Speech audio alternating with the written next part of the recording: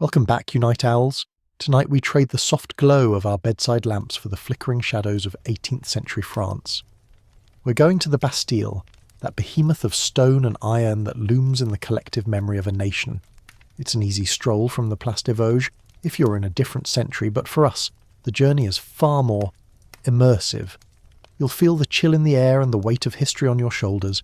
It's going to be an intense ride, and they probably won't survive this. So before you get comfortable, take a moment to like the video and subscribe, but only if you genuinely enjoy what I do here. Now tell me, where are you listening from, and what time is it for you right now? Post it in the comments below. Now dim the lights, maybe turn on a fan for that soft background hum, and let's ease into tonight's journey together. The air is thick with the scent of wood smoke, wet cobblestones, and something else. A faint, sour smell that hangs like a promise of rain. It's a late afternoon in Paris, specifically the year 1780. The city hums with a low, constant energy, a blend of commerce and simmering discontent. You're standing on the edge of the Saint-Antoine district, and before you rises the Bastille.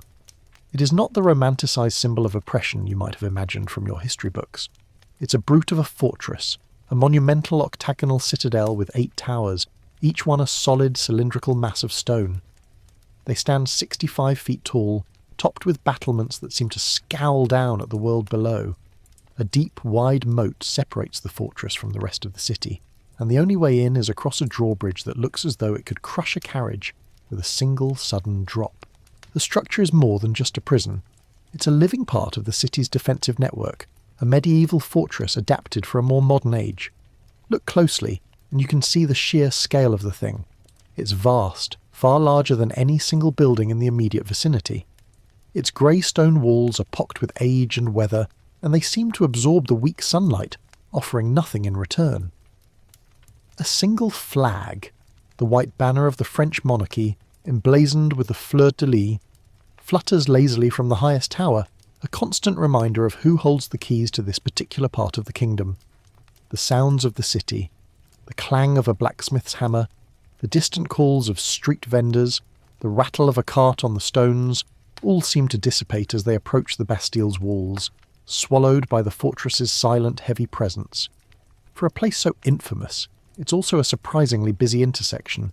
A steady stream of people moves along the street that runs alongside the moat. You see merchants with their goods, soldiers on patrol, and ordinary Parisians going about their day, all of them casting a quick sideways glance at the fortress before hurrying on. It's a place people are taught to ignore, a massive unblinking eye on the city's eastern flank. The locals have a kind of practiced indifference to it, a historical fact historians have debated. Was the Bastille truly a universally loathed symbol, or was it for many just another part of the city's landscape? The truth, as is so often the case, is a murky blend of both. It was a known quantity, a fixture, but also a place that held a terrifying power over those who dared to cross the monarchy. As you stand there, the wind picks up, carrying the smell of the nearby river Seine. A group of guards in the blue and white uniforms of the Gardes Françaises marches past, their tricorn hats squared, their muskets held at a precise angle. They don't look at you, but their presence is a stark reminder that this is not a place for idle tourists. There's a certain humour to the whole situation, a kind of dark irony that you, a person from the future, are standing here, a tourist in a time and place where tourists are decidedly not a thing. You can't help but wonder if they would arrest you for the sheer audacity of being out of place. It's a whimsical thought, a momentary escape from the heavy atmosphere. One of the more mainstream historical facts about the Bastille is that its role had changed significantly over the centuries. Originally built in the 14th century as a fortress to protect Paris from the English during the 100 Years' War, its function slowly evolved. By the 17th and 18th centuries, under Louis XIV, it had become primarily a state prison. It was a place for political prisoners, writers who had offended the crown, and members of the nobility who had run afoul of royal power. It wasn't just a grim dungeon for common criminals, although it had its share of those too. Its purpose was to hold people on lettres de cachet, sealed letters from the king that ordered imprisonment without trial. This was a chillingly effective tool of absolute monarchy, a way to make problems simply disappear. A quirkier tidbit about the Bastille involves its administration. The governor, a man named Bernard-René Jourdan de Launay, lived a life of relative comfort inside the fortress, almost as if it were a country estate.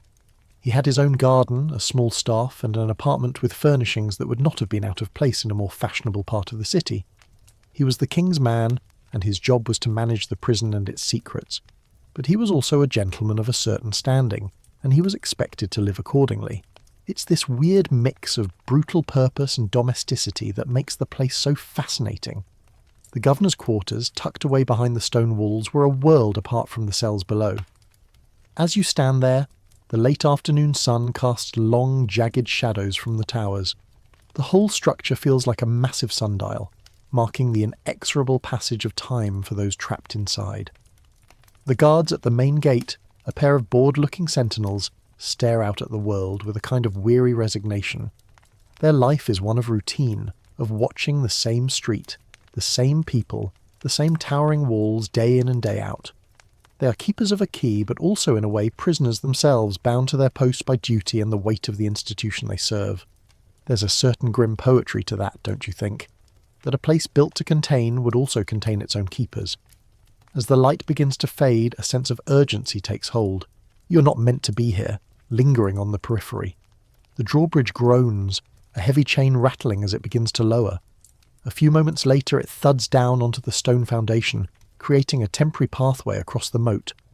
A wagon loaded with supplies rumbles across and you seize the opportunity. This is your chance. You fall in behind the wagon, your movements casual, your heart a frantic drumbeat against your ribs. The guards barely glance at you. You're just another anonymous shadow in a city full of them, a fleeting detail in their long, dull day. As you cross the drawbridge, the air grows colder, the smell more metallic. The shadow of the massive stone towers engulfs you, and for a moment you feel utterly insignificant. The outer gate looms, a portal to a world of silence, dread, and secrets. It's too late to turn back now. The stone walls rise around you, and you're no longer outside looking in. You are inside. The massive oak gate, studded with iron and reinforced with thick bolts, swings shut behind you with a sound that reverberates through your very bones. It's a final, decisive clang that feels less like the closing of a door and more like the sealing of a tomb. The world outside, with its merchants and its street cries and its pale sunlight, is gone. You're now in the Cour du Gouvernement, the governor's courtyard, and the air here is different. It's still, heavy, and smells faintly of damp stone and something metallic. The ghosts of rust and iron. Above you, the 8 towers of the Bastille rise like silent, stony giants, their windows like unblinking eyes staring down at the small patch of cobblestones below. The scale of the place is disorienting. From the outside, it was a fortress. From the inside, it feels like a city unto itself, a grim, self-contained world designed to isolate and contain. The courtyard is not the bustling hub you might expect. It is meticulously swept, almost unnervingly clean, but it is utterly devoid of warmth. There's a fountain in the centre, its water a stagnant, green-tinged mess.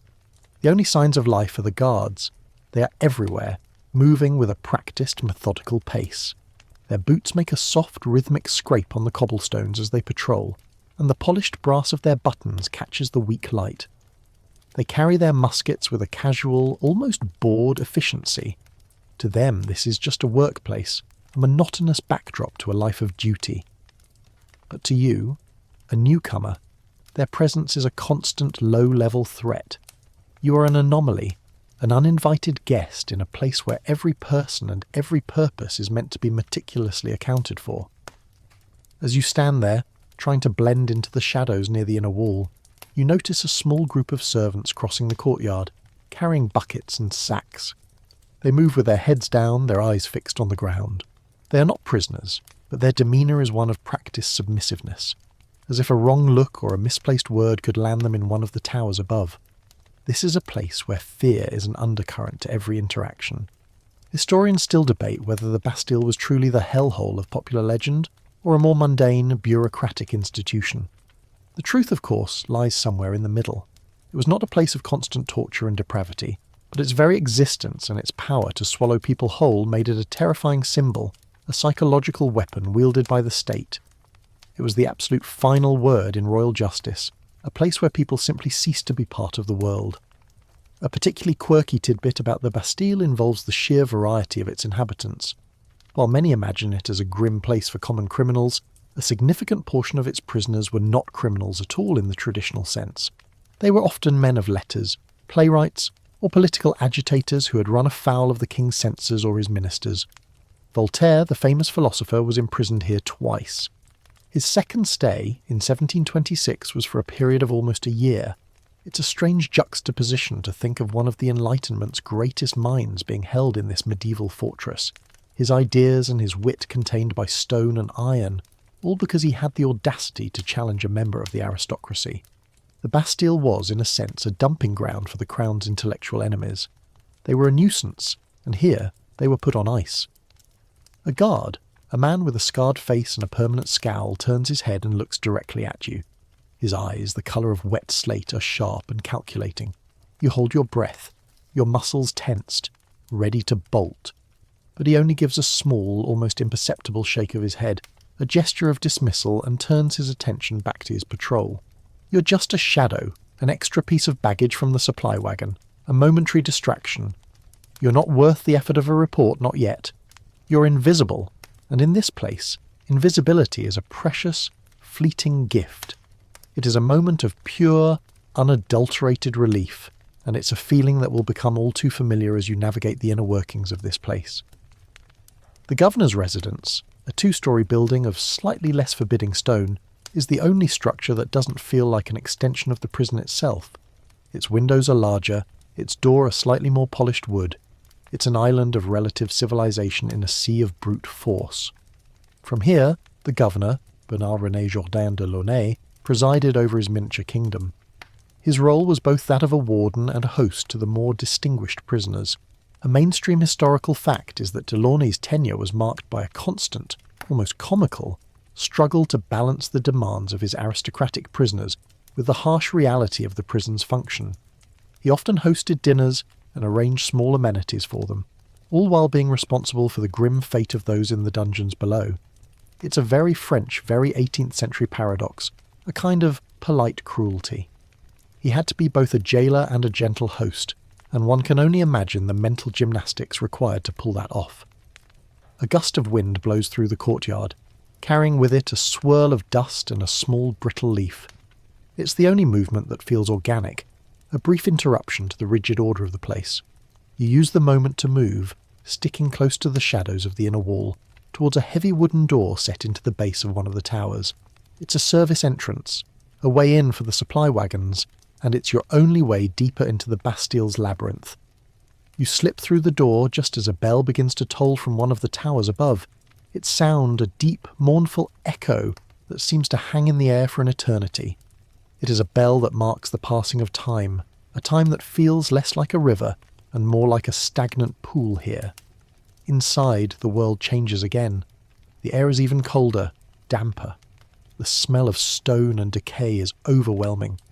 You're in a narrow corridor lit by a single torch flickering in a bracket on the wall.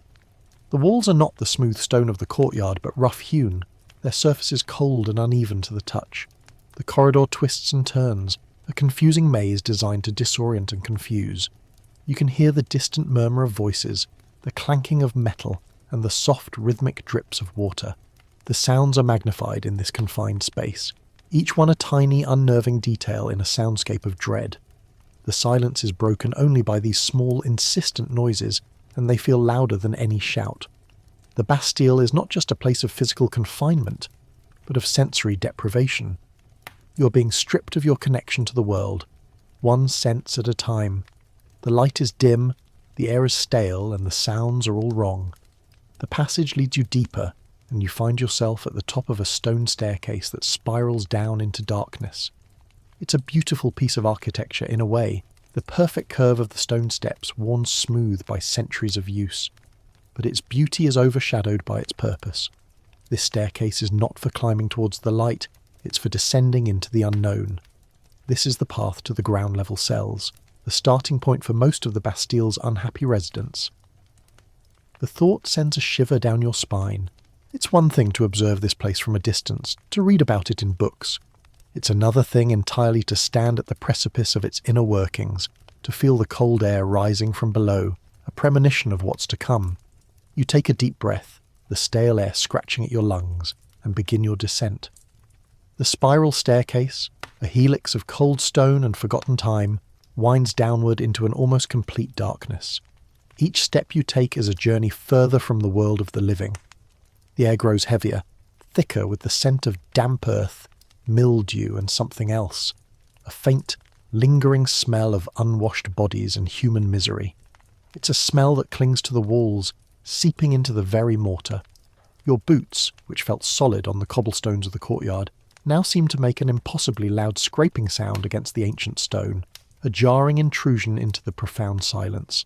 This is the domain of the Bastille's ground-level cells, the cachots, the literal hiding places where prisoners were first brought. They were meant to break a man's spirit before the slow work of imprisonment even began. The staircase finally empties into a low vaulted corridor. The ceiling presses down on you, the stones rough and uneven, a stark contrast to the slightly more refined architecture above. The only light comes from a few flickering torches set in brackets high on the walls, casting long dancing shadows that make the corridor seem to writhe and shift. The cells themselves are simple, brutal things. Iron-studded doors, massive and unforgiving, are set into the stone every few feet. They have no windows, only a small barred grate at eye level, and a heavy bolt on the outside. This is a place of absolute sensory deprivation, designed to strip a man of his sense of self, his connection to the outside world, and his hope. Peering through the grate of one of the cell doors, you can make out the interior. It's a small stone box, no more than 6 feet by 10 feet. The floor is cold, damp stone, and in one corner there's a pile of straw, likely home to more vermin than human warmth. The only other furnishing is a bucket in the opposite corner, a latrine that would be emptied only once a day, if that. The air inside is thick and foul. It's a space designed for a body, not a person. You can see a faint, indistinct form huddled on the straw, a mass of rags and despair. He's completely still, either asleep or simply beyond movement. This is what it means to be forgotten. This is what it means to be a number in a king's ledger. A quirky historical tidbit is that despite the grim reality, the Bastille's population was often surprisingly small. On the eve of the French Revolution, the prison held only 7 prisoners. This fact has led historians to debate the Bastille's true function. Was it truly a symbol of mass oppression? Or was it a potent and visible threat designed to intimidate rather than to contain large numbers? The answer is probably a bit of both. The idea of the Bastille, the fear it inspired, was far more powerful than the reality of its daily operations. The 7 prisoners held on July 14th, 1789, became symbols for a system that was far more widespread and insidious than their small number would suggest. One of those 7, a man named the Count de Solage, was an aristocrat imprisoned for monstrous debauchery at his family's request, which gives you a glimpse into the diverse, and sometimes bizarre, reasons for being here. The sound of footsteps echoes down the corridor, a crisp, regular beat that sends you scrambling back into the shadows of the staircase you just descended. A guard, a different one from the courtyard, marches past, a lantern swinging from his hand. The light from the lantern dances over the faces of the cells, illuminating the bolts and the heavy iron rings set into the walls, tools for further restraint if needed. The guard seems to know every inch of this corridor, his steps never faltering. He pauses at a cell door, fumbles with a massive key from the ring at his belt, and slides the bolt open with a grinding metallic shriek that makes you wince. He passes a small loaf of dark bread and a bowl of thin soup through the slot at the bottom of the door. The hand that takes it from within is thin and ghostly pale. This small act of routine, the daily delivery of meagre sustenance, is a stark reminder of the humanity being held captive inside these walls. It's a strange, almost absurd kindness in a place built for cruelty. A mainstream historical fact about these ground-level cells is that they were considered the worst in the prison. They were prone to flooding, especially during heavy rains, and the dampness bred sickness and disease. It wasn't a place you were meant to stay for long. It was a place for initial intake, for breaking a man's will, or for those who were meant to disappear completely from the world.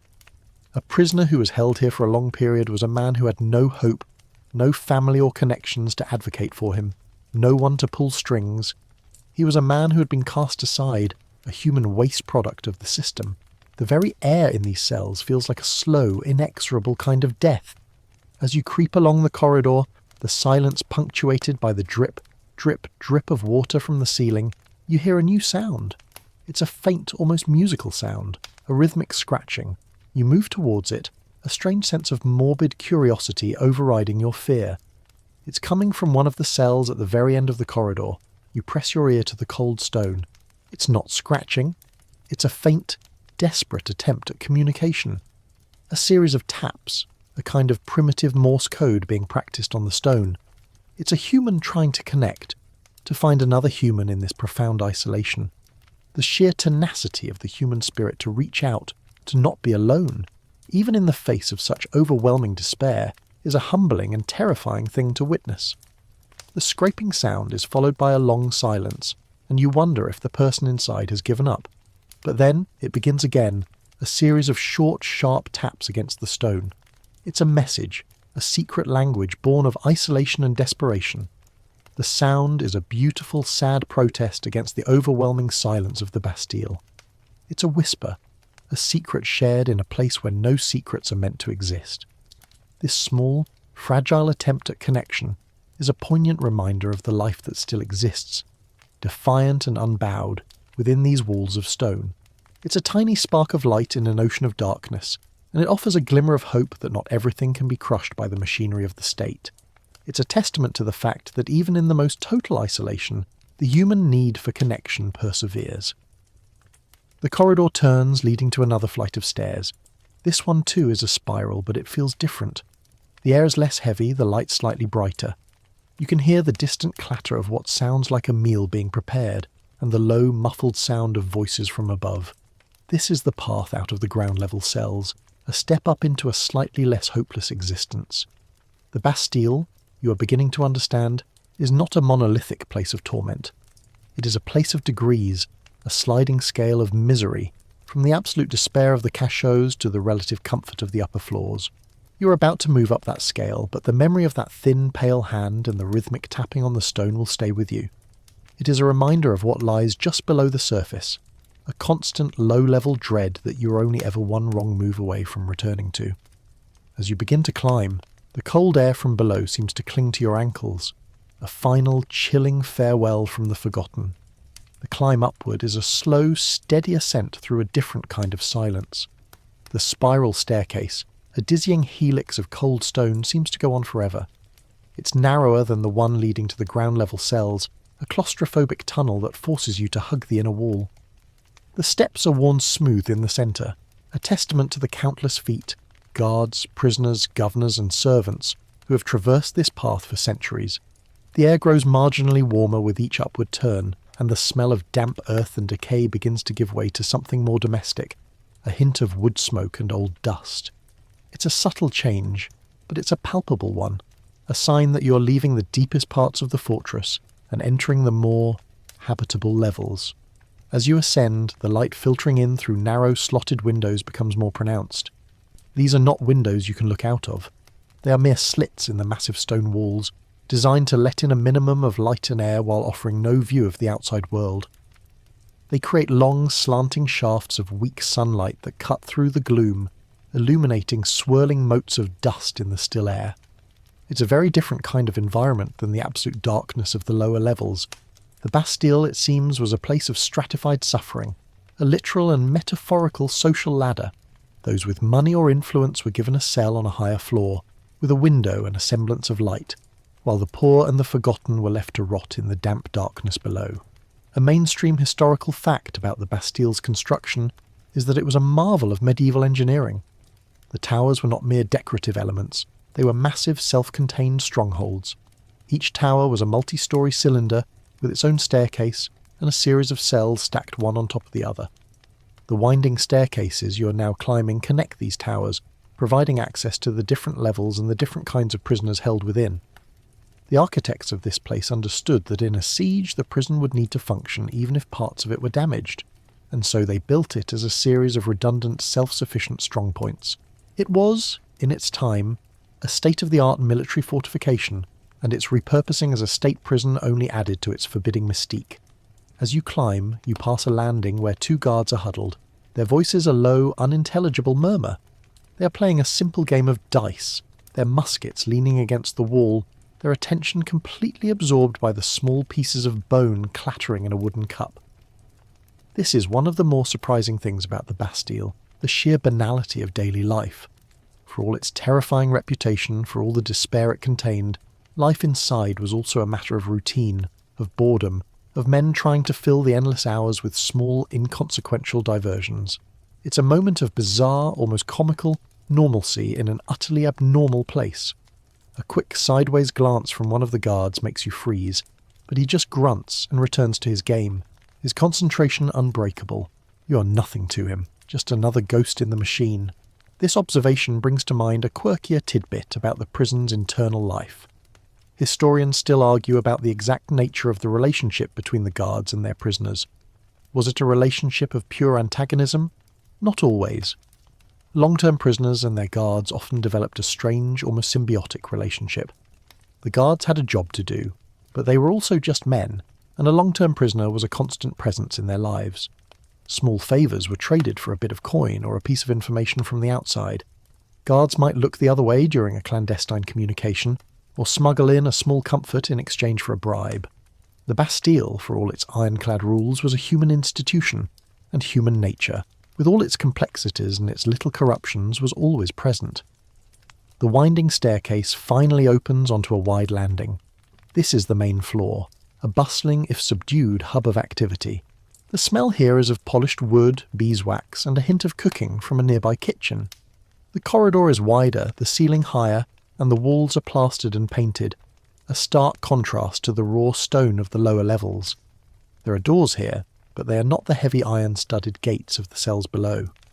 They are made of polished wood, with small brass plaques on them, almost like the doors to apartments in a very grim tenement building. These are the cells for the Bastille's more distinguished guests, the ones with a name, a title, or an influential family on the outside. As you peer down the corridor, you see a small group of servants going about their duties. One is carrying a tray laden with food, a roasted bird, a small loaf of white bread, and a glass of wine. Another is carrying a bucket of coal for a fire. These are not the meagre rations of the lower levels. These are the amenities of a slightly less miserable existence. This is a very mainstream historical fact. The Bastille's conditions were wildly unequal. A noble or a wealthy writer might have his own books, a desk, a bed with clean linens, and even visitors, while a less fortunate individual was left to rot in the darkness below. The Bastille, it seems, was a microcosm of French society itself, with its rigid class structure and its profound inequalities. Even in prison, the privileges of birth and wealth followed you. There's a subtle, almost humorous detail to all this. The prison's internal economy was a strange and complex thing. The governor made a considerable sum of money from his prisoners, charging them for everything from their food to their clothing to the coal for their fires. It was a kind of grim, state-sanctioned hospitality. A prisoner who could afford to pay was treated with a degree of respect. A prisoner who couldn't was left to the mercy of the ground-level cells. It was a system that managed to turn imprisonment into a business, and the Bastille, for all its solemn purpose, was also a source of income for the men who ran it. It's a sobering thought that even the state could find a way to profit from human misery. You duck into a small alcove as a man in a slightly better-made coat, but with a weary, defeated look in his eyes, is led down the corridor by a guard. This is a prisoner, but he's not the broken man from the ground floor. He's a man who still has a sense of his own dignity, even if it's been shattered by his imprisonment. He's being taken to the small, enclosed courtyard reserved for prisoners. A brief taste of the open air, a carefully monitored and controlled moment of freedom. As he passes, you catch a glimpse of his face. He's not old, but his skin is pale, his eyes are haunted, and his beard is unkempt. He's a man who has been taken from his life and put on hold, and the weight is clearly taking its toll. The corridor is now clear, and you take a moment to look at the doors. They're all the same, all made of the same polished wood, all with the same brass plaques. You're in the heart of the Bastille's gentleman's section, the place where the state kept its most important secrets. You know that behind one of these doors is a man who was once a philosopher, a writer, or a nobleman who dared to speak a truth the king did not want to hear. And you know that behind another is a man who was simply a victim of a family's machinations. The Bastille's population was a mix of the truly dangerous and the simply inconvenient, and it's a mix that historians still delight in unravelling. It's a puzzle box of human stories, and you're about to open one of the most interesting ones. The next step is to find out what life was like for the man on the other side of one of these doors. The polished wooden door is a world away from the iron-studded gates of the lower levels. It stands tall and solid, a brass plaque gleaming faintly in the dim light of the corridor. It's the door to a luxury cell, a term that feels like a cruel joke in this place. Yet, as a guard unlocks it with a surprisingly small key, the grinding of the lock sounds less like a sentence and more like an inconvenience. The door swings open and you peer inside. The contrast is immediate and profound. This is not a stone box, it is a room. The air, while still a bit stale, is not thick with the scent of mildew and despair. A small fire crackles in a fireplace, its warmth a physical comfort that feels almost blasphemous. The room is large, perhaps 15 by 15 feet, with a low arched ceiling. There's a proper bed, a wooden frame with a mattress and clean linen, not a pile of rat-infested straw. A small wooden desk with a single chair sits against one wall, and a bookshelf, sparsely filled, stands beside it. A few books lie open on the desk, a quill and an inkpot beside them. It's a study, a bedroom, a living room, all in one, and a world away from the ground-level cells. The single window, a large rectangular affair, is heavily barred, but it offers a view, however limited, of the inner courtyard and the sky above. Light, real light, streams in, and it feels like a kind of miracle. A mainstream historical fact is that the governor of the Bastille had a great deal of latitude in how he treated his prisoners.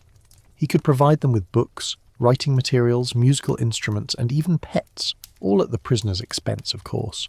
For a man of means, imprisonment could be less a brutal ordeal and more a long, tedious house arrest. A guard motions you inside, a gesture that seems less like an order and more like a simple courtesy. He is a different kind of guard than the men from the lower floors, older, with a more placid face, and his uniform seems a bit better tailored. He's a gentleman's jailer, a kind of attendant as much as a warden. This particular guard's job seems to involve making sure the prisoner has what he needs, and that he adheres to the few rules of this slightly more civilized form of imprisonment. It's a strange, almost absurd kind of job, a blend of warden and waiter.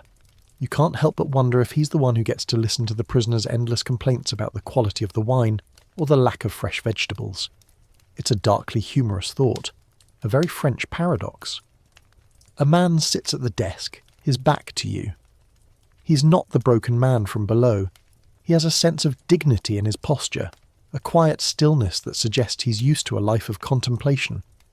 He's dressed in a clean, if slightly worn, suit of clothes, and his wig, now resting on a stand on the desk, is meticulously powdered. He's working on a manuscript, his hand moving slowly and deliberately across the page. He is a writer, a philosopher, a man who has been imprisoned not for a crime of violence, but for a crime of thought. Historians still argue whether the Bastille was more a prison for the body or the mind.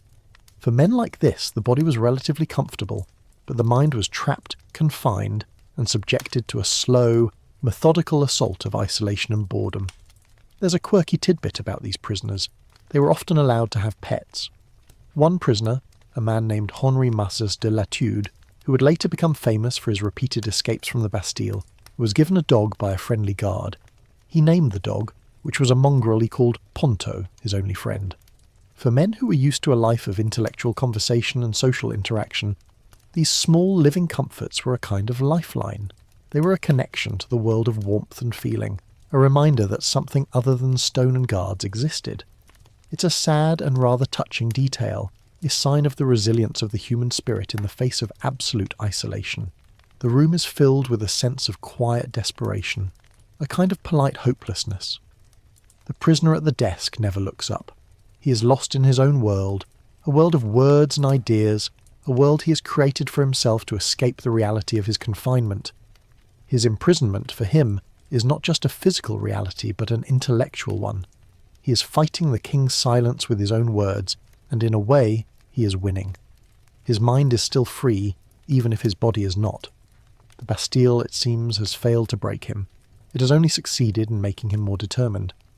A mainstream historical fact about these luxury cells is that they were not always the peaceful havens they appear to be. The governor had a right to search the cells at any time, to confiscate any materials he deemed subversive, and to limit the prisoner's access to the outside world. This created a constant state of low-level anxiety for the prisoners. Every time a guard opened their door, it could mean a new restriction, a new humiliation. It was a kind of psychological warfare, a constant reminder that their relative comfort was a privilege, not a right, and that it could be taken away at any moment. The Bastille, for all its polite veneer, was still a prison, and the power of the state was absolute. The guard finally leaves, and you are left alone in the room, a ghost in a prisoner's study. You walk over to the window and look out. The view is not of Paris, not of the bustling streets and the beautiful architecture, but of the inner courtyard. It is a sterile, empty place, a patch of stone and shadow surrounded by the looming towers of the fortress. It's a view of nowhere, a perpetual present with no future. It is a view designed to make a man feel small, insignificant, and forgotten. The sky above, a sliver of pale blue, is the only reminder of the vast open world that exists beyond these walls.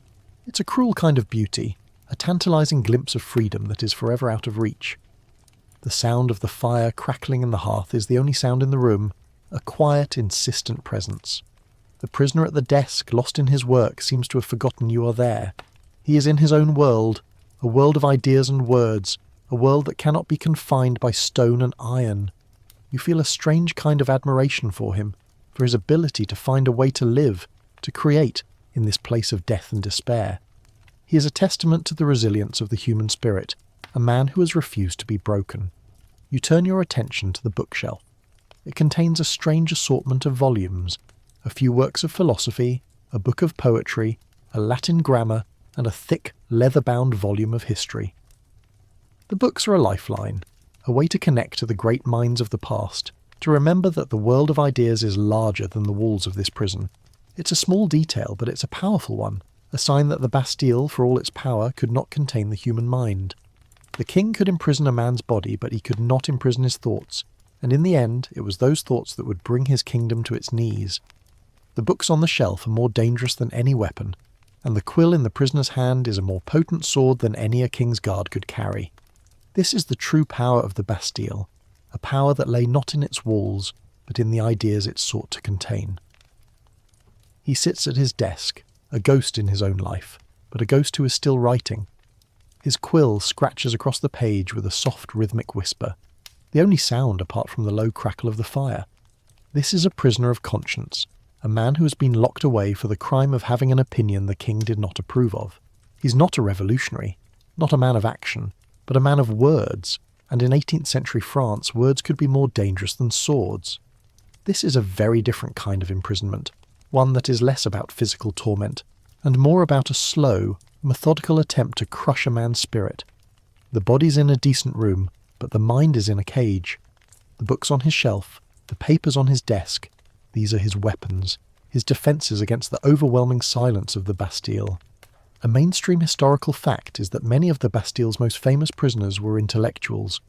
Voltaire, the Marquis de Sade, and others were confined here, not for crimes against the person, but for what they wrote, what they thought, and what they said. The Bastille was, in effect, a state-sanctioned way to silence dissent, to remove a problem from the public eye without the messy public spectacle of a trial. It was an efficient tool of absolute monarchy, a way to make a person simply disappear. This particular man, lost in his writing, is a perfect example of this. He is a problem that has been filed away, put on a shelf and forgotten. As he writes, you can see the lines on his face, the weary resignation in his posture. But you can also see a kind of fierce, defiant determination. He is not giving up. His words are his protest, his small, persistent act of rebellion against the system that has confined him. It's a powerful, silent struggle, one that is fought not with fists but with ink and paper. The Bastille's walls may be made of stone, but the walls he's building around himself are made of words, a fortress of ideas that the king's guards can never penetrate. It's a testament to the power of the human mind, its ability to create its own reality, even in the most dire of circumstances. A quirky historical tidbit about these prisoners involves their communication. It was not uncommon for prisoners in the upper-level cells to find creative ways to communicate with each other. They would use a variety of methods, from tapping on the walls in a kind of code to using small mirrors to flash signals from their windows to the windows of other towers. This created a kind of secret society, a clandestine network of thinkers and dissenters who, even in their confinement, were able to share ideas and maintain a sense of community. The Bastille, in a strange paradoxical way, became a kind of academy for the king's enemies, a place where their ideas could be refined, sharpened, and shared in secret. The prisoner at the desk finally stops writing. He lays his quill down and leans back in his chair, his eyes fixed on the sliver of sky visible from his window. His face, in this moment of stillness, is a mask of profound loneliness. The relative comforts of his cell, the fire, the books, the writing desk, are just that relative. They are a distraction, a way to fill the endless hours, but they are not a substitute for human contact, for a life lived in the open air. The Bastille, for all its polite veneer, is still a place of total, unremitting isolation, a slow-motion psychological assault. Historians still argue about the true effectiveness of this kind of imprisonment. Did it succeed in silencing dissent, or did it, by creating martyrs and symbols, only serve to fuel the flames of revolution? The Bastille was a potent symbol, but it was also a place where ideas, once thought to be contained, were often allowed to grow and fester in the dark. The words written by men like this prisoner would one day be smuggled out, printed and circulated, inspiring a revolution that would tear down the very walls that held them. The Bastille was not a place where ideas died. It was a place where they were born, forged in the crucible of confinement and isolation. The guard from before, the older man with a placid face, returns. He carries a small tray with a single glass of wine on it. He places it gently on the desk, not saying a word, and then leaves, locking the door behind him with a soft click. The sound is a quiet but firm reminder of the man's predicament, a small, polite act of cruelty. The prisoner picks up the glass and swirls the wine, the deep red liquid catching the firelight. He takes a long, slow sip, his eyes still fixed on the window. It is a moment of profound sadness, a small luxury that only serves to highlight the absence of all other luxuries: freedom, conversation, a life lived outside of stone and iron. You, a silent observer in this tableau of quiet despair, feel the weight of this moment. This is what the Bastille was truly about. It was not a place of torture, not a place of bloody horror, but a place of slow, psychological death. It was a place where a man was forced to watch his own life drain away day by day, year by year, while the world he knew, the world he loved, went on without him. The luxury of the cell, the books, the fire, the wine, these were not kindnesses. They were a more subtle, more insidious form of torment, a constant reminder of the life he had lost.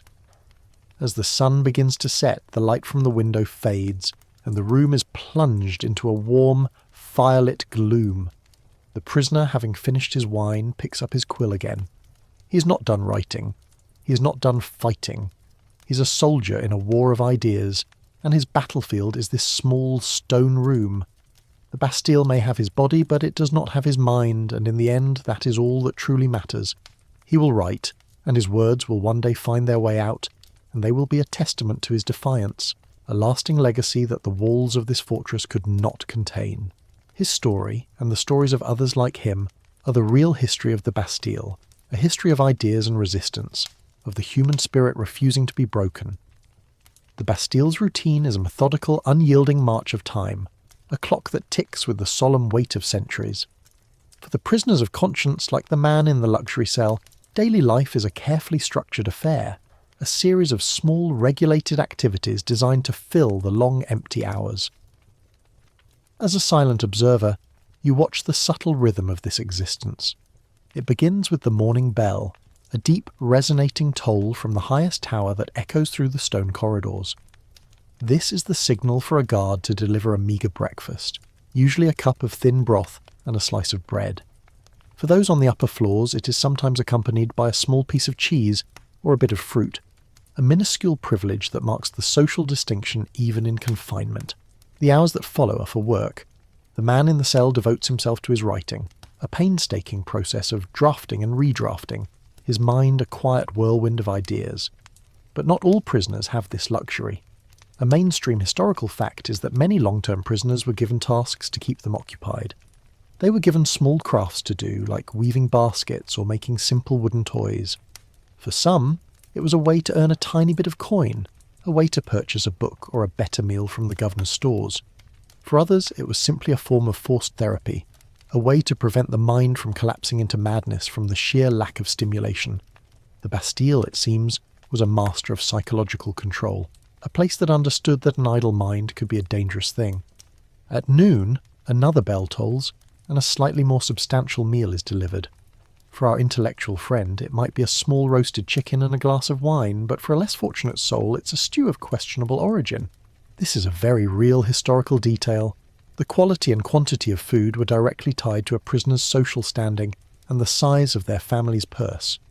The Bastille, as a business, made a tidy sum from these payments. It's a darkly humorous thought, a kind of all-inclusive resort for the king's enemies, where the price of your stay was determined by your class. In the afternoon, the prisoners in the upper towers were granted a period of exercise in the small walled courtyard. It's a brief, precious window of time, a chance to feel the sun on their face and the wind in their hair. You watch as a small group of them, dressed in their prison-issued uniforms, are led into the courtyard by a couple of watchful guards. They walk in a slow, silent circle, their movements almost mechanical. They are not allowed to talk to each other, but you can see the furtive glances, the small, almost imperceptible nods of recognition. This is a form of communication in itself, a way of acknowledging the shared suffering. They are a community of the forgotten, and in this small courtyard they have a fragile, momentary communion. A quirky tidbit about this exercise period is that prisoners sometimes found clever ways to bypass the no-talking rule.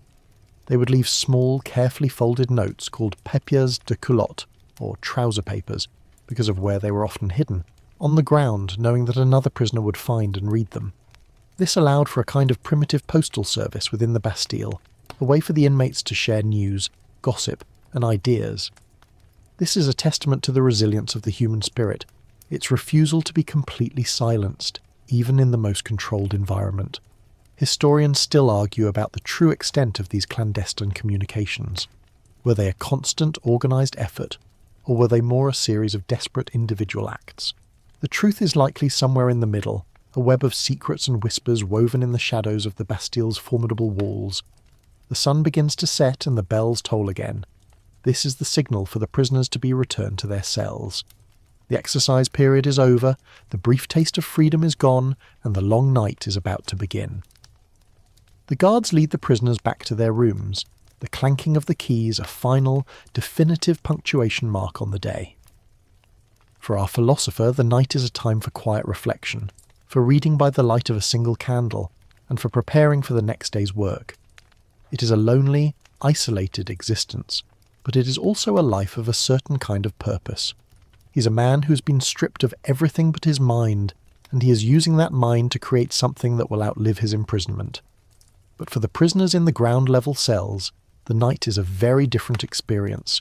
The darkness is absolute, the cold is penetrating, and the solitude is total. There is no fire, no candle, no book, only the sound of dripping water and the rats that scurry in the corners. The night is a time for fear, for despair, and for the slow, methodical erosion of the human spirit. The Bastille, you are beginning to understand, is not just a place of physical walls, but a place of psychological ones, a fortress built to contain both body and mind. The life and labour of its inhabitants are a constant low-level war, a struggle against a system designed to make them forget who they are. The day ends with a final, deep toll of the bell. The fortress is plunged into a profound silence, broken only by the footsteps of the patrolling guards. You are now left alone, a ghost in the machine, a witness to a day in the life of a place that was both a symbol of tyranny and a complex bureaucratic institution. You have seen the mundane routines, the small acts of rebellion, and the stark inequalities that existed within its walls. The Bastille was not a monolithic place of horror, but a place of degrees, a place where a man's fate was determined not by the nature of his crime, but by the size of his wallet. It is a sobering thought, a final unvarnished look at a place that was as much a reflection of French society as it was a prison. The night is long, and the secrets of the Bastille are deep. The next journey will take you even deeper into its hidden world, into the very heart of its clandestine intellectual life.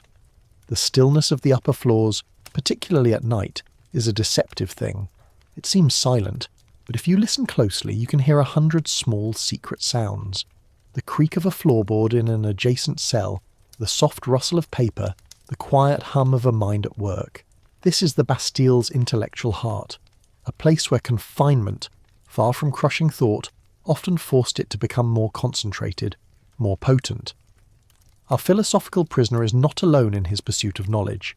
He's part of a clandestine, unorganized academy of the king's dissenters, and his library, a small collection of books on a wooden shelf, is more than just a source of comfort. It is a vital lifeline. A mainstream historical fact about the Bastille's library is that it was not a single, centralised collection.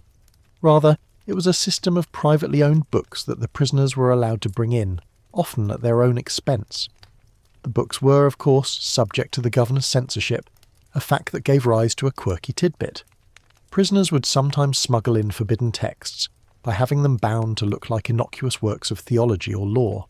It was a kind of literary subterfuge, a war of wits waged between the intellects of the Bastille and the bureaucrats who held the keys.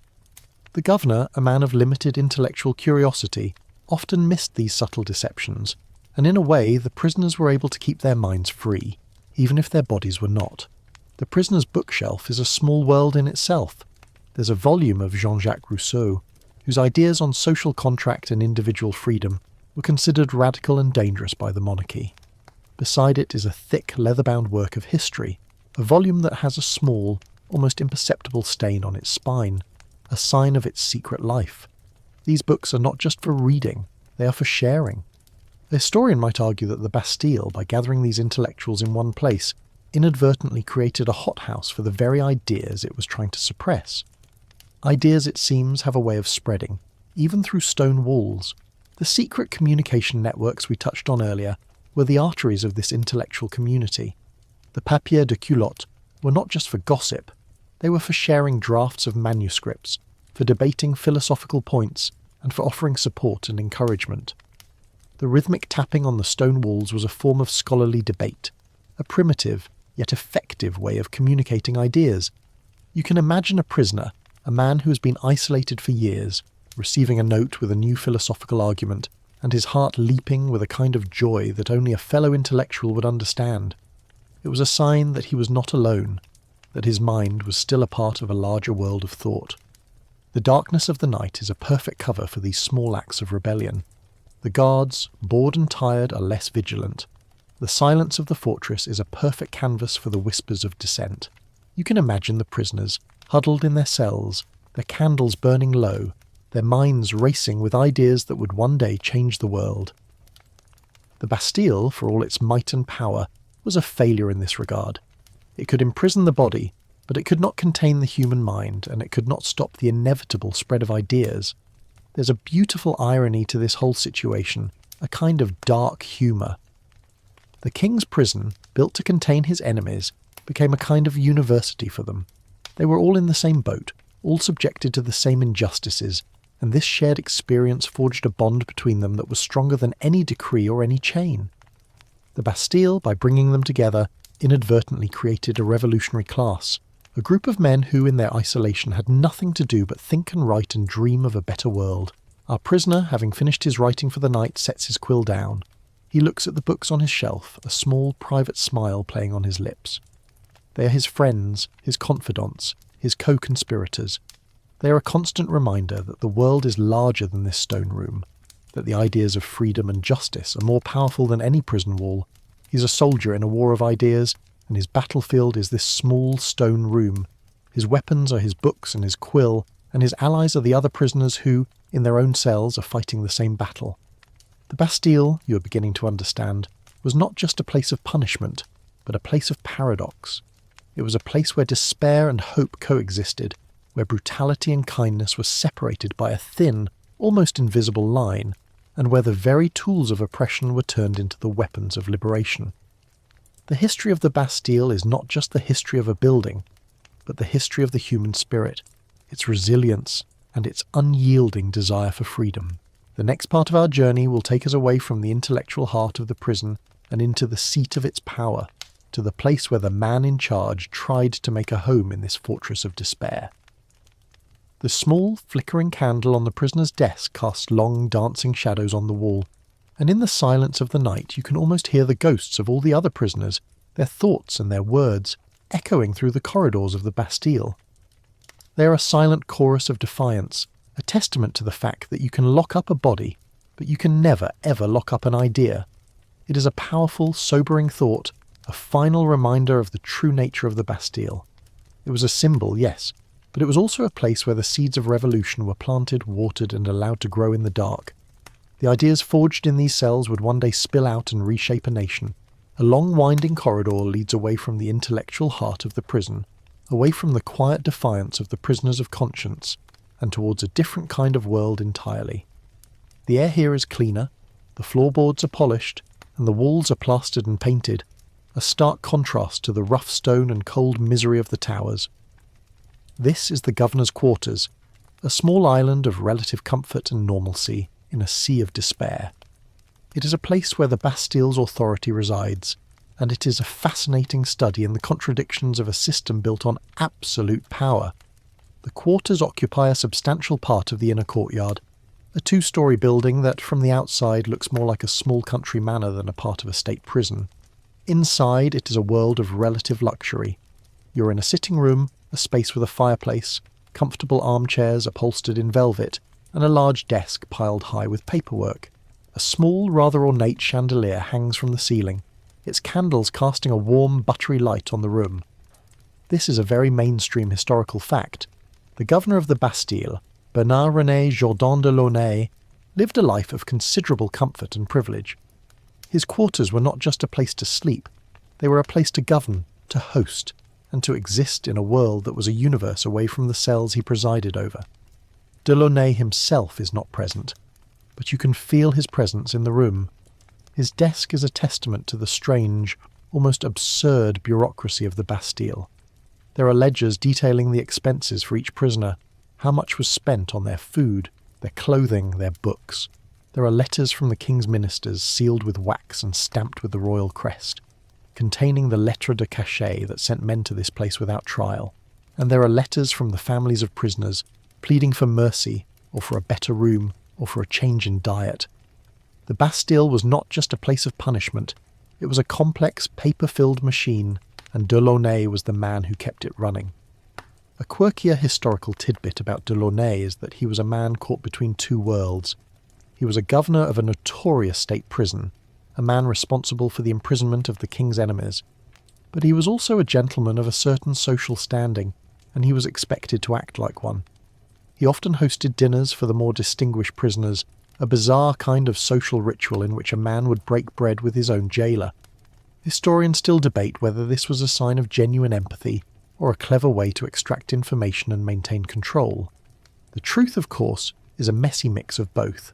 De Launay was a man who did his job, but he was not without a certain kind of humanity, however limited it was by the demands of his position. From the large window of the sitting room, you can see the inner courtyard, the same one that the prisoners get to walk in for their daily exercise. It is a different view from here. From the prisoner's perspective, the courtyard is a small, walled-in square of freedom. From the governor's perspective, it is a kind of theatrical stage, a carefully monitored space where the prison's day-to-day operations play out. De Launay, with his ever-watchful eye, would have seen everything, every furtive glance, every small rebellious act. He was a man who, in his own way, was as much a prisoner of the Bastille as the men in the towers. His life was defined by its walls, and his purpose was to serve as the chief functionary of a system that he could not, in the end, escape. The air in the quarters, for all its cleanliness and warmth, is not free. It is heavy with a sense of control, of absolute power. The guards who patrol the courtyard below are an extension of the will of the man who lives in these rooms, and he, in turn, is an extension of the will of the king. The Bastille is a hierarchy of power and control, a ladder that leads from the king's absolute authority down to the lowliest guard, and from the governor's relative comfort down to the ground-level cells. It is a system built on the principle that some men are meant to rule and others are meant to be ruled, and the Bastille is the physical manifestation of that principle. You can almost imagine Delaunay, late at night, a single candle burning on his desk, poring over the ledgers, the sound of the wind rattling the windows and the distant, almost imperceptible sounds of the prison echoing through the stone walls. Was he a man who felt the weight of his responsibility? Or was he a man who saw it all as just a job, a way to make a living in a society that was, in its own way, as confining as the prison itself? Historians still debate whether Delaunay was a villain or a victim. He was, in the end, a man who was defined by the institution he served, and when that institution fell, so did he. The contrast between the governor's life and the lives of the prisoners is the most striking thing about the Bastille. It's a kind of spatial paradox, a physical manifestation of the profound social inequalities of 18th century France. The walls of the fortress do not just separate the prisoners from the outside world, they also separate the world of the powerful from the world of the powerless, the world of the comfortable from the world of the forgotten. The Bastille is a microcosm of French society, a brutal and honest mirror of a system that was built on a foundation of injustice. A final, sobering thought as you stand in the governor's quarters, Delaunay's ultimate fate would be tied to the Bastilles. When the fortress was stormed, he was captured, dragged through the streets of Paris, and decapitated. His head was then mounted on a pike, a grim symbol of the people's fury. The man who had been the master of the Bastille became its final, most famous victim. It's a powerful, almost biblical story of a man who, in the end, could not escape the fate of the institution he served. The Bastille, it seems, devoured its own. The relative comfort of these rooms was a fleeting luxury, a temporary reprieve from a world that, in the end, would come for everyone, regardless of their station. The secrets of the Bastille are not just in the cells, but in the heart of the man who ran them, and they are secrets that would one day be revealed in a flood of blood and fire. The journey downward begins again, this time not into the relative purgatory of the ground floor cells, but into the absolute darkness of what lies beneath them. A heavy, iron-bound door, hidden discreetly behind a staircase in a less trafficked corridor, is the portal. It groans on its hinges, a sound like a tortured soul, as it is opened to reveal a steep winding flight of stone steps. This is the way to the dungeons, the oubliettes, the places of forgetting. The term itself is a chilling piece of history, a kind of linguistic gallows that hints at the purpose of these subterranean chambers, not just to imprison, but to erase. The air here is thick with a different kind of dread. It's colder, damper, and the smell is overwhelmingly that of mouldering earth and stagnation. The light from a single torch held by a stoic-looking guard barely penetrates the gloom. It casts long, flickering shadows that dance and writhe on the rough-hewn stone walls, making the descent feel less like a walk and more like a fall. The staircase is uneven, the steps worn and treacherous, and you must place your feet carefully to avoid a stumble that could lead to a very long, very painful plunge into the abyss. This is the Bastille's true heart of darkness, a place where hope is not just absent, but physically impossible. At the bottom of the stairs, you find yourself in a small, low-ceilinged chamber. The walls are slick with moisture, and the floor is a squishy, uneven mess of earth and stone. It is a place of profound sensory deprivation. The air is so still, so heavy, that it feels like a physical weight on your chest. The only sound is the persistent drip of water from the ceiling, a monotonous and maddening metronome that marks the passage of time for those condemned to this place. This is a very mainstream historical fact. These dungeons were notorious for their dampness and lack of light. They were considered unfit for long-term habitation, and were used primarily for prisoners who were meant to be punished in the most severe way possible, or for those whose sanity was to be broken before they were moved to a different part of the prison. The dungeons themselves are nothing more than small stone boxes carved directly into the bedrock beneath the fortress. They have no doors, only a narrow opening at the top, a kind of manhole that would be covered by a heavy grate. A prisoner would be lowered into this pit on a rope and then left there with no light, no warmth, and no hope of escape. It's a terrifyingly simple and effective form of imprisonment, a place that is as much a grave as it is a cell. You peer down into one of these pits, and the darkness is absolute, a black void that seems to swallow all light, all sound, all hope. A quirky tidbit about these dungeons, which historians still debate, is whether they were ever truly used as oubliettes in the most literal sense. While the term suggests that prisoners were simply forgotten and left to die, the historical record indicates that these pits were used more for severe punishment and for very short periods. The Bastille, for all its brutality, was a bureaucratic institution, and the governor was required to keep a meticulous record of every prisoner, even the ones in the deepest dungeons. So, while they were not truly forgotten by the system, their existence was a kind of living death, a psychological and physical torment that was meant to break a man in a matter of days. The guard, his face grim in the torchlight, points to a small dark shape in the corner of the chamber. It's a skeleton, its bones stained with centuries of dirt and decay. He shrugs, a gesture that seems to say, "This is what happens. This is the ultimate fate of a man who is left here for too long, a final, unvarnished look at the price of defiance." The skeleton is a kind of warning, a grim monument to the power of the king and the finality of his justice. It's a very different kind of artefact than the polished wood and velvet of the governor's quarters. This is the Bastille at its most honest, its most brutal. The air in the dungeons is so foul, so stagnant, that you can feel your own breath hitching in your throat. It's a place that is antithetical to life, a kind of anti-world where everything is in slow-motion decay. The silence is not a peaceful one. It is a silence that seems to press in on you, to scream at you, to remind you that you are alone, that you're forgotten, that you're nothing. The Bastille's dungeons are a kind of living death, a place where a man is stripped of everything, even his own humanity. As the guard turns to lead you back up the stairs, you notice a small, almost imperceptible detail on the wall. It's a series of scratches, a kind of primitive calendar carved into the stone with a fingernail or a shard of bone. Each scratch represents a day, and the deep, uneven marks tell a story of a long, slow and lonely wait. It is a sign that even in this absolute darkness, the human spirit fought to remember, to not be forgotten, to not let go of the one thing that was still theirs. Time. It's a poignant, heartbreaking detail, a small act of defiance in a place where defiance meant nothing. It's a testament to the fact that you can lock a man in a box, but you can never, ever truly erase him. His story, however small, will always be etched into the walls, waiting to be found. The journey back up the stairs feels like a resurrection. The air grows cleaner, the light brighter, and the sense of dread begins to recede.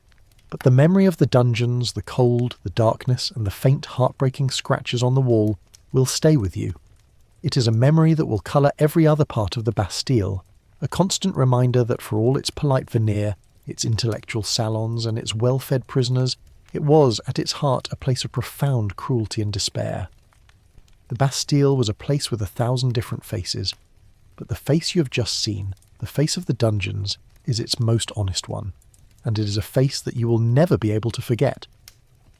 The climb out of the dungeons is a kind of rebirth, a slow return to the relative world of the living. The oppressive darkness gives way to the dim, dusty light of the upper corridors. The air, while still stale, feels like a fresh breeze after the stagnant weight of the oubliettes. Your mind, however, is not so easily cleansed. The image of the scratches on the wall, the faint, haunting calendar of a forgotten man's days, is burned into your memory. It is a powerful reminder that the Bastille's true history is not written in the king's ledgers or the governor's reports, but in the small, desperate marks left behind by those who are confined within its walls. The Bastille's walls, you're beginning to understand, are not just made of stone and mortar, they are made of stories. The prisoners, in their profound isolation, found 1,000 ways to leave their mark, to say, "I was here." You find yourself drawn to the walls, your eyes scanning the rough-hewn stone for these small, silent testaments. The light from a narrow window catches a series of deep gouges on a wall in a less trafficked corridor. They are not random, they are a kind of primitive art, a series of crude etchings that tell a story. It's a mainstream historical fact that many prisoners, particularly those in long-term confinement, would carve inscriptions into the stone walls of their cells. These carvings ranged from simple calendars and religious symbols to elaborate drawings and even poetry. They are a physical record of the human spirit's refusal to be silenced, a visual history of a place that was built to erase all history. You trace the lines with your fingertips, feeling the cold, rough stone. The etchings are a map of a man's mind. There is a drawing of a boat, crudely rendered but recognisable, a symbol of freedom, of escape, of the world outside. Beside it, a carving of a fleur-de-lis, the symbol of the French monarchy, but it is not a sign of loyalty. The crown above it is broken, a symbol of defiance, of a revolution that was yet to come. This is the real history of the Bastille, a history of whispered dissent and silent rebellion. A quirky historical tidbit about these carvings is that they sometimes told a story that was not meant to be found. Henri Mazet de Latude, the man who famously escaped the Bastille, left behind a detailed account of his time there, but he also left behind something more tangible. He carved a plan of the Bastille's towers and courtyards into the wall of his cell, a kind of primitive blueprint for future escapees. Historians still argue whether this was a genuine act of rebellion or a simple act of a bored man with too much time on his hands.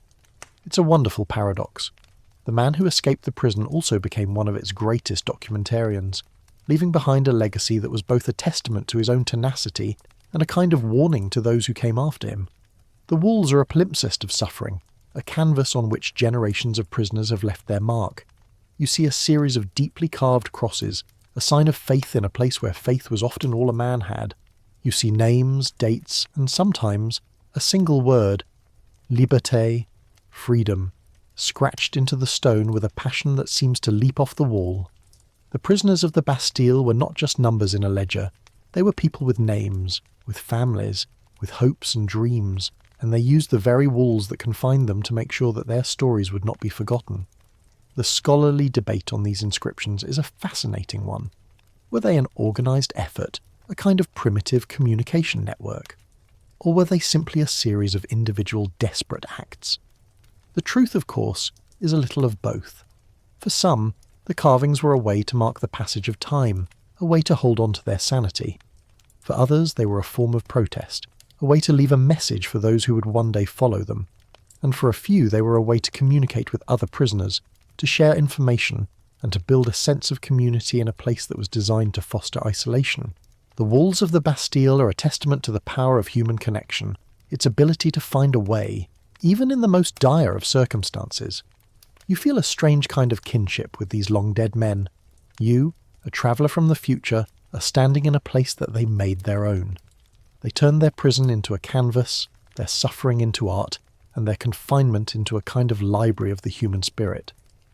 The Bastille, you're beginning to understand, is not just a building. It is a monument to the resilience of the human mind, its ability to find a way to live, to create, and to hope, even in the face of absolute despair. As you move through the corridors, your eyes are no longer fixed on the guards or the doors, but on the walls. You're no longer just an observer. You're a student, a kind of historical archivist, reading the stories that were never meant to be read. You see the crude drawing of a chessboard, a sign of a prisoner trying to keep his mind sharp in a place that was designed to dull it. You see a series of dates, a chronological history of a man's long, slow imprisonment. And you see a final, heartbreaking inscription, a name, a date, and a single, final word, adieu. It is a farewell to a world that was no longer his, a final, unvarnished look at a man who had lost all hope. The Bastille's walls are a silent, whispering testament to the thousands of lives that passed through its gates. They are a library of human stories, a museum of suffering, and a monument to the power of hope and despair. You feel the weight of this history, the sheer magnitude of the human drama that played out in these silent corridors. The Bastille, it seems, is not a place of silence. It is a place that screams with 1,000 voices, and if you listen closely you can hear them all. The next part of our journey will take us away from these personal histories and into the larger, more symbolic meaning of the Bastille, a meaning that would one day lead to its final, violent end. Having traversed the private, whispering history etched into the walls, our perspective now widens. The Bastille, we realise, is more than just a collection of cells and stories. It is a monument of profound, symbolic weight in Parisian culture. Its very presence on the eastern edge of the city, a hulking medieval brute among the elegant, burgeoning streets of the Enlightenment, made it an object of both fear and fascination.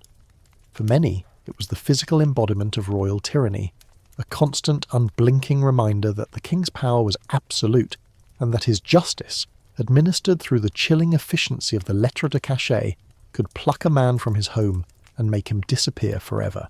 A mainstream historical fact about the Bastille is that its reputation far outstripped its reality, particularly in the late 18th century.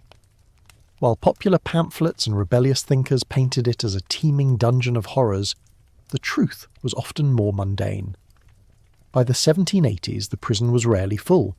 The ground-level cells, the cachots, were used less and less, and the upper towers, with their relatively comfortable accommodations, housed a small, privileged group of prisoners.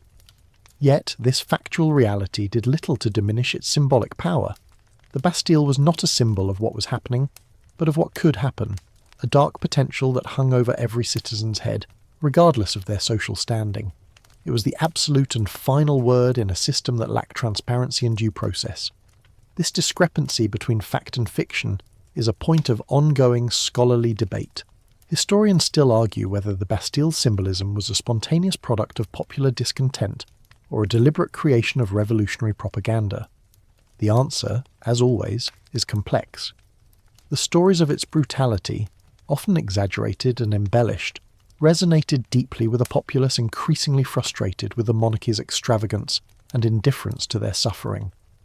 The Bastille became a convenient villain, a monolithic target onto which all of France's social and political ills could be projected. It was a symbol of the Ancien regime itself, old, powerful, and utterly detached from the needs of the people. A quirky tidbit about the Bastille's cultural impact is how it was used in popular entertainment. For centuries, the Bastille featured in plays, poems, and pamphlets as a place of Gothic horror and romantic tragedy. Writers would invent prisoners, often of noble birth, unjustly held for love or honour, and their dramatic escapes or tragic fates became the stuff of legend. The Bastille was a reliable backdrop for stories of heroic defiance and star-crossed lovers. It was a place of high drama, a stage on which the most extreme passions of the human heart could play out. This imaginative life of the Bastille, more than its grim reality, is what cemented its place in the public imagination. It was the prison from a million stories, and in a way it became a part of the French identity itself. The Bastille's presence in Parisian life was a constant source of quiet tension. The people of the Saint-Antoine district who lived in its shadow developed a peculiar relationship with the fortress. They ignored it, they feared it, but they also used it as a point of reference. The fortress's immense size and imposing presence made it a kind of geographical landmark, but a quiet joke in the local taverns was that if you saw a carriage heading to the Bastille, it was either the governor going home, a new prisoner arriving, or a delivery of fine wine, which, for a particularly cynical Parisian, was proof that the king's justice was a well-funded affair. It's a very French kind of gallows humour, a way to deal with the terror of a place by turning it into a source of cynical amusement. As a silent observer, you feel the weight of this cultural significance. You stand in a place that is not just a building, but an idea. The Bastille is a ghost in the machine of French history, a spectre that haunted the national consciousness long before it was physically gone. It was a paradox, a place of total confinement that, in the end, contained a profound and dangerous freedom of thought. The men who were imprisoned here, from Voltaire to the countless unnamed writers and thinkers, were not just rotting in a cell. They were becoming symbols, their suffering a quiet, powerful fuel for the fire of a revolution that was slowly but surely gathering strength. The fortress, with its 8 towers and its massive stone walls, seems to be listening to the city around it. It seems to be absorbing the whispers of discontent, the cries of hunger, and the growing revolutionary fervour. It is a place that is both a part of the city and completely separate from it. It is a physical manifestation of the chasm that existed between the king and his people, and it is a chasm that is growing wider with every passing day. The Bastille, it seems, is not just a prison. It is a pressure cooker, a place where all of France's deepest resentments and most dangerous ideas are slowly coming to a boil. The sun begins to set, and the shadows of the towers stretch out across the city, a physical representation of the fortress's far-reaching power. But on the streets below, in the taverns and the cafes, the whispers are getting louder. The Bastille is no longer just a backdrop, it is a target. The people are beginning to see it not as a symbol of the king's unassailable power, but as a symbol of his vulnerability. The fortress, it seems, is about to face its most difficult test. The next part of our journey will take us into the heart of this gathering storm, to the moment when the people's imagination would become a reality, and the symbol of tyranny would finally meet its fate. The quiet, bureaucratic life of the Bastille is about to be shattered, and the world will never be the same. The air in Paris in the summer of 1789 is heavy, not just with the usual heat and humidity, but with a palpable sense of unease. The whispers that once lingered in the taverns and cafes are now open conversations, carried on the breeze from the streets to the very battlements of the Bastille. A subtle, yet undeniable shift in the city's mood has taken place. The deference and fear that once surrounded the fortress have begun to curdle into a kind of simmering defiance. The Bastille, once a symbol of the king's unassailable power, is now being viewed through a different lens, the lens of possibility, of a world without a monarch's iron grip. Inside the fortress, this change is felt less as a roar and more as a creeping chill. A mainstream historical fact is that the governor, Bernard-René Jourdan de Launay, was keenly aware of the growing unrest. He was a man of the city, not a detached nobleman, and he had been receiving increasingly ominous reports from his spies and the Gardes Françaises stationed around the city. The bread shortage, a key factor in the rising discontent, was a very real problem, and it was a problem that had a direct impact on the Bastille. The fortress's stores were, for a time, a kind of bank of last resort, a place where the people of the Saint-Antoine district would sometimes turn for a small handout. Delaunay, in his own way, was a man who tried to manage the situation, but the situation, it seems, was unmanageable. The Bastille, in its old age, had become a kind of bureaucratic dinosaur, a relic of a bygone era. A quirky historical tidbit is that its defences, once formidable, were now largely symbolic. The moat was often dry, and the gates, while heavy, were not impenetrable. The garrison, a motley crew of retired soldiers and a handful of professional Swiss mercenaries, was a far cry from the disciplined army of the king. They were a garrison of caretakers, not of warriors, and their job was to maintain the peace, not to fight a war. Historians still argue whether Delaunay, in the final days, was a man who was trying to prepare for a fight he knew he couldn't win, or a man who was simply trying to maintain a sense of order in a world that was falling apart. The truth is likely somewhere in the middle, a tragic mix of duty and dread. As a silent observer you feel the tension in the air. The guards on the battlements, once bored and placid, are now visibly nervous. They scan the streets below with a kind of frantic, desperate intensity, their eyes searching for a sign of trouble. The sounds of the city, once a distant hum, now seem to carry a sense of urgency. The shouts of a street vendor, the clatter of a cart, the sound of a distant drum, all of it is infused with a new, dangerous energy. The Bastille, it seems, is no longer an island of isolation. It is a part of the city, and the city, it seems, is on the verge of a nervous breakdown. The prisoners in the upper towers, the men of conscience and the writers of sedition, are also aware of the change. They can hear the sounds of the city, and they can feel the shift in the air. They are not just prisoners. They are an audience, a kind of Greek chorus to the unfolding drama of the French Revolution. They are the men who wrote the words that are now being shouted in the streets, and they must feel a strange kind of pride and terror.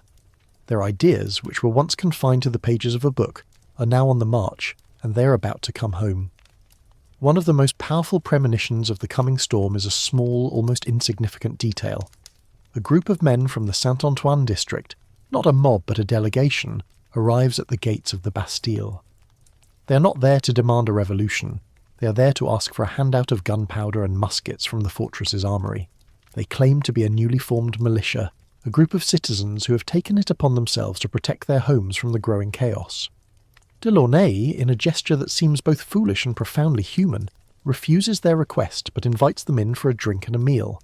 He is a man who is trying to be a host, a man who is trying to maintain a sense of civility in a world that is rapidly losing its civility.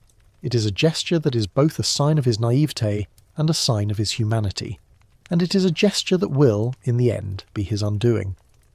The Bastille in its old age had become a kind of paradox. It was a symbol of absolute power, but it was also a place where a governor could have a drink with a delegation of angry citizens. It was a place of isolation, but it was also a place that was intimately connected to the city around it. It was a place of fear, but it was also a place that was about to become the site of a profound and bloody hope. The Bastille, it seems, was a place that was, in its final days, struggling to find its identity, a struggle that would, in the end, be decided by the people of Paris. The sun begins to set on the evening of July 13th, 1789. The atmosphere is charged with a quiet, dangerous energy. The city is a powder keg, and the Bastille is the fuse. The sounds of the city, the shouts, the drums, the whispers, all seem to be converging on the fortress. The Bastille is no longer just a place. It is a focal point, a destination. The people of Paris are not just angry, they are hungry for a symbol of their oppression that they can tear down with their own hands. And the Bastille, in its grim, quiet majesty, is about to become that symbol. The next few hours will be a blur of chaos and violence, a final, unvarnished look at a world that is about to change forever. The Bastille, it seems, has outlived its time, and its final moments will be its most significant. The tension in the air is no longer a subtle, creeping chill. It is a tangible force, a living thing that presses in on the Bastille from all sides. The night of July 13th gives way to the morning of July 14th, 1789, and with the new day comes a new dangerous energy. The streets of the Saint-Antoine district are a hive of activity, but it is not the usual commerce of a Parisian morning. It is the slow, deliberate gathering of a crowd that is not just angry, but armed. The people, having broken into the Hôtel des Invalides, have taken thousands of muskets and cannons, and they are now, with a kind of grim purpose, marching towards the Bastille. Inside the fortress, the mood is one of quiet, nervous dread. A mainstream historical fact is that Governor Bernard-René Jourdan de Launay was in a state of profound confusion and fear. He had a garrison of around 114 men, including a small detachment of Swiss mercenaries and a group of retired soldiers, many of whom were veterans of previous wars. He had enough food and gunpowder to last for months, and he had the king's orders to hold the fortress at all costs. But what he didn't have was a clear plan for what to do next. He was a man of bureaucracy, not of war, and he was faced with a situation that was far beyond his capacity to control. He was a man who, in the final hours, would be defined by his indecision. As a silent observer, you feel the tremors of the approaching storm. The sounds of the city, which had been a low, continuous hum, are now a roar. You can hear the shouts of the crowd, the clang of steel, and the rhythmic beat of drums. The guards on the battlements are no longer just nervous, they are terrified. They are men who are meant to stand watch over an empty prison, not to face down an angry mob. They are men who are about to become the front line of a revolution that they do not understand and cannot hope to win. A quirky historical tidbit about the final hours of the Bastille involves a strange act of negotiation. As the mob begins to gather outside the fortress, a delegation of citizens, a group of brave or foolish men, depending on your perspective, is allowed to enter the Bastille to parley with de Launay. They are not there to demand a surrender. They are there to ask for the fortress's gunpowder and cannons to be handed over to them. De Launay, in a final desperate attempt to maintain a sense of order, refuses their request but offers them a meal and a drink, a gesture that seems both absurd and profoundly human. He is a man who is trying to be a host, a man who is trying to maintain a sense of civility in a world that is rapidly losing its civility. It is a gesture that, in the end, will be his undoing. The scholarly debate on this moment is a fascinating one. Was de Launay a man who was trying to buy time? Or was he a man who, in his profound confusion, genuinely believed that he could talk his way out of this situation? The truth, as is often the case, is a messy mix of both. He was a man who was trained to be a bureaucrat, not a soldier, and he was faced with a situation that was far beyond his training. He was a man who, in the final hours, would be defined by his indecision, and his indecision would cost him his life. The people of Paris, outside the fortress, are not a monolithic mob. They are a collection of people from all walks of life. Merchants, artisans, students, and, yes, a great many poor and hungry men and women. They are a force of chaos, but they are also a force of immense untapped power. They are a people who have been pushed to their breaking point, and they are now, with a kind of terrible beauty, pushing back. The Bastille, in its grim, quiet majesty, is about to become the focal point of a profound and bloody hope. It is a symbol of their oppression that they can tear down with their own hands. The first shots are fired around noon. It is not clear who fired them, a fact that historians still argue over. Was it a stray shot from the mob, or was it a panicked shot from the garrison? The answer, in the end, does not matter. The die has been cast. The Bastille is under attack. The air is filled with the roar of muskets, the cries of the wounded, and the acrid smell of gunpowder. The people, once a crowd, are now an army, and they are fighting for a cause that is greater than any single person, greater than any single life. They are fighting for the idea of freedom. From the governor's quarters, you can hear the sounds of the battle, a symphony of chaos and violence. Delaunay is a man who is watching his world collapse, a man who is watching the institution that he has served his whole life be torn down by the very people that he was meant to protect. He is a man who, in his final hours, will be defined by his profound sense of failure, a man who, in the end, was not a hero or a villain, but a tragic figure caught in the tides of history. The battle rages for hours. The people, in their fury and their numbers, are a force that cannot be stopped. The Swiss mercenaries, disciplined and professional, fight bravely, but they are outnumbered and outgunned. The retired soldiers, old men with old rifles, fight with a kind of weary resignation, knowing that their time is up. The Bastille, a symbol of unassailable power, is proving to be surprisingly vulnerable. Its walls, once thought to be impenetrable, are being breached by the sheer force of the people's will. As the day wears on, the resistance begins to crumble. Delaunay, in a final desperate act, offers to surrender, but his offer is refused.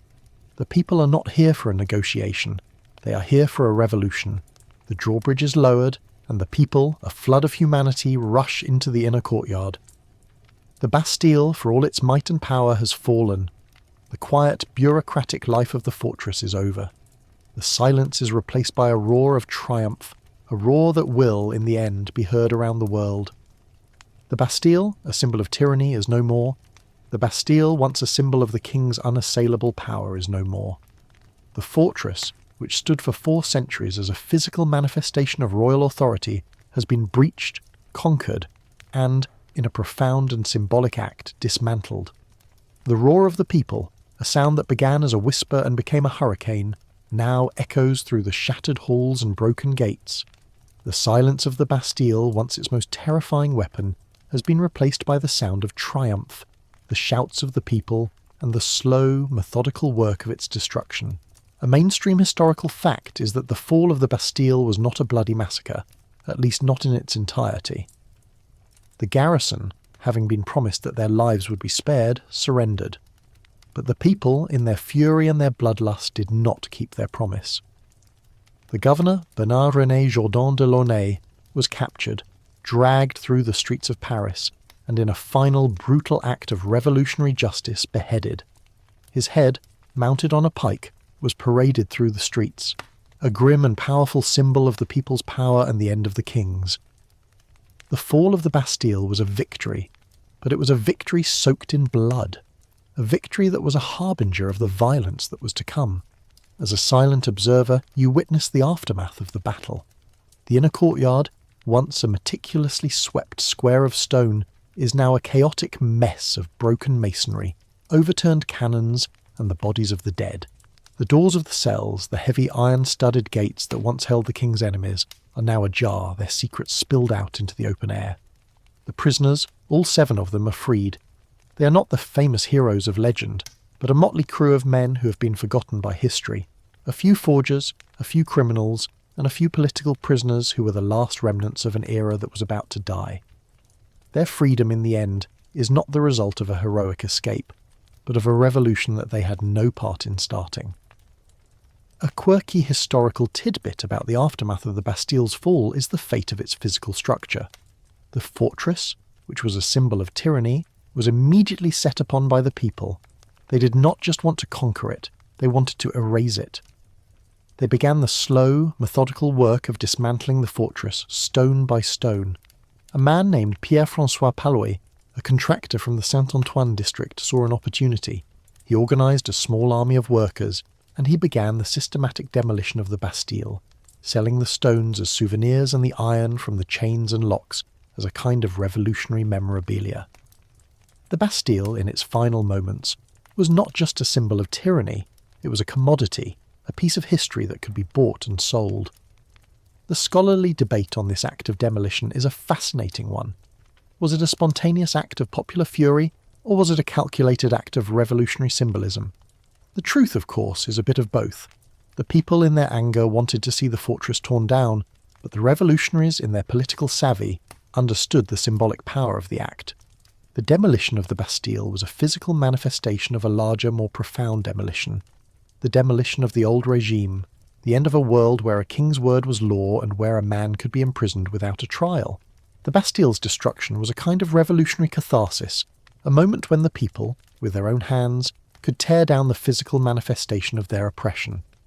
The stones of the Bastille, once a symbol of unassailable power, were now being turned into souvenirs, into miniature models of the fortress, into small personal mementos of a revolution that was just beginning. One of the most famous of these souvenirs was a piece of the Bastille stone that was sent to George Washington, a kind of revolutionary gift from one republic to another. It is a powerful and beautiful symbol, a physical piece of a fortress that had to be destroyed for a new idea of freedom to be born. As you stand in the ruins of the Bastille, the air thick with the dust of centuries, you feel the weight of this history. The fortress, which had been a constant presence in the life of Paris for 400 years, is now just a memory, a space where something once stood. The people, having torn down the fortress, are now beginning the slow, difficult work of building something new, a new France, a new world. The Bastille is gone, but its legacy is not. Its destruction is a powerful and beautiful symbol of the power of the people, their ability to tear down the old and to build something new. The Bastille, in its final moments, was not a place of horror or despair. It was a place of hope. It was a place where the old world died and the new world was born. The fall of the Bastille was not just a battle. It was a moment when the French people, with their own hands, took their destiny into their own hands. The Bastille is no more, but its legacy is everywhere. It is in the streets of Paris, in the hearts of the people, and in the history of a world that was forever changed on a hot summer day in 1789. The Bastille, it seems, had to be destroyed for the idea of freedom to truly live. The end of the fortress was, in a very real sense, the beginning of a nation. Welcome back to the gentle quiet of your bedroom. The Bastille's stones have crumbled to dust, its ghosts have found their peace, and the sounds of revolution have faded to a distant echo. The journey is over. The chill of the dungeons and the clamour of the battle are now just memories, whispers on the edge of your mind. Let the silence of the night settle around you, a calm, soothing blanket. The history we explored tonight, with its shadows and its triumphs, is now a part of the past, a story told and a lesson learned. The people, in their fury and their hope, tore down a fortress of stone, but they also built a new world of ideas. Now the heavy gates of history are closing for the night. You are safe, you are warm, you are home.